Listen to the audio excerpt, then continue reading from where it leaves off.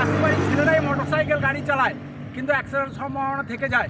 আমরা যদি সেই কাদা সরিয়ে দিই তাহলে অ্যাক্সিডেন্ট সম্ভাবনা কম হবে। এবং প্রত্যেকটা চাষি ভাইকে জোরহাত করে অনুরোধ করবো, এবং ট্রাক্টর ড্রাইভাররা আপনারা অবশ্যই যেন রাস্তায় কাদা পড়ে থাকলে সরিয়ে দেবেন, এইটা অবশ্যই করবেন। আমি কয়েক বছর ধরে এই রাস্তায় কাদা যতটা পারছি সহযোগিতা করছি। আমি তো পুরো কাদাটা সরাইতে পারবো না, এখন সরাইছি, আবার কিছুক্ষণ পর জমি থেকে ধান নিয়ে আসছে, চাকা থেকে কাদা ছেড়ে পড়ছে। যতটা পারলাম সহযোগিতা করছি। আমার নাম আমি শেখ।